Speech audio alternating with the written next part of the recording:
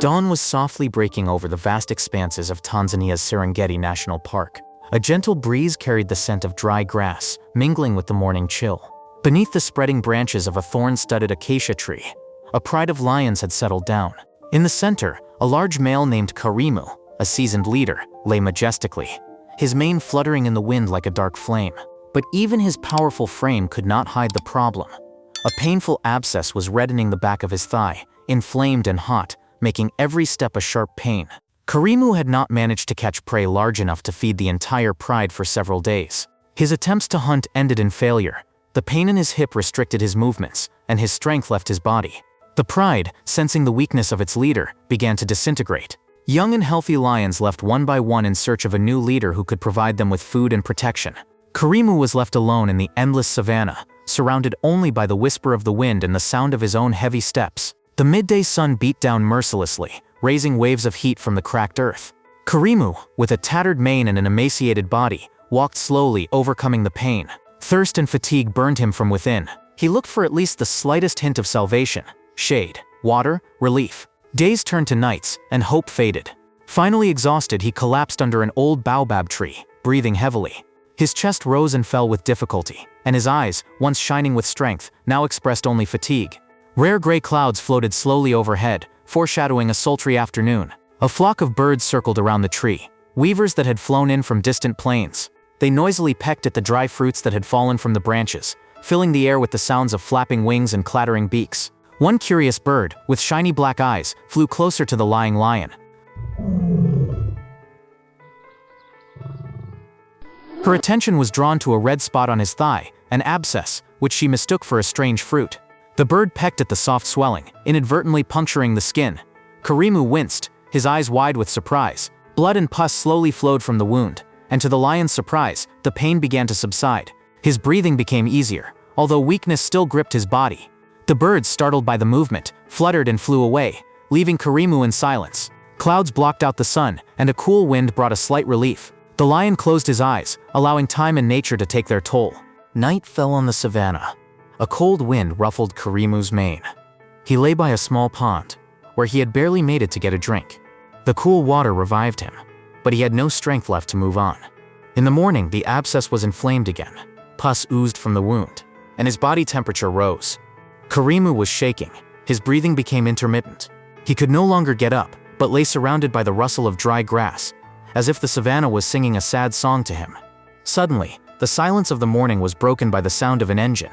It was a patrol jeep, in which there were two rangers, Amina Kwesi and Samuel Ngumi.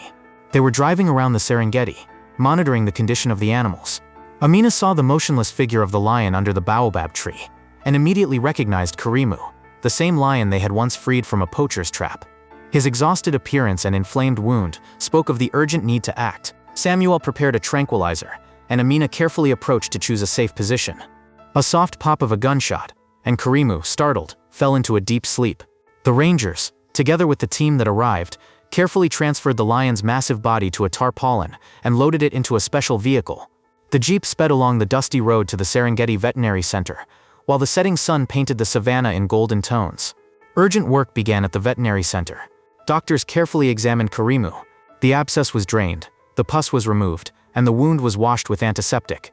The lion was given a dose of antibiotics and painkillers, and his fur around the wound was carefully shaved to make it easier to heal. Medics installed a drain to prevent fluid from building up again, and connected him to an IV to stabilize his condition. Karimu was placed in a spacious enclosure with soft straw bedding, where he could rest in warmth and comfort. Security cameras monitored him throughout the night as the rain gently drummed on the center's roof. The first night was tense, but the morning brought hope. Karimu slowly raised his head, his eyes clearing. He took a few sips of water from a bowl held out to him, and the center staff noticed that the fever had gone down. 3 days later, the lion was able to get up and walk around the enclosure. The wound began to heal, the unpleasant smell disappeared, and his strength gradually returned. A week later, Karimu was transferred to a rehabilitation enclosure surrounded by trees and tall grass. Here, he began to practice his hunting skills, chasing small game that was released for him.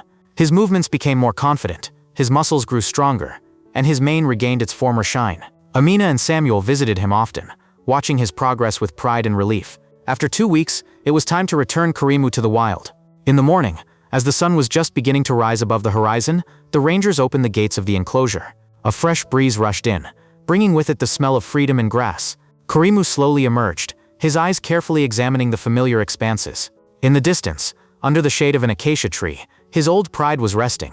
The lion walked toward them, his steps firm and his posture proud. Several lions looked up as he approached. The young female, recognizing Karimu, approached first, gently touching his muzzle with hers. The rest of the pride followed, greeting the leader with light touches and soft purrs. The moment of reunion was silent, but there was a deep connection in it, between the lion, the pride and nature. Karimu was back. He was a leader again, stronger and wiser after his difficult journey. The savannah seemed to sing him a hymn of freedom, and the wind playing in his mane reminded him that life goes on. Amina and Samuel, standing in the distance, watched the scene with smiles. Their efforts gave the lion a second chance, and the Serengeti its majestic king.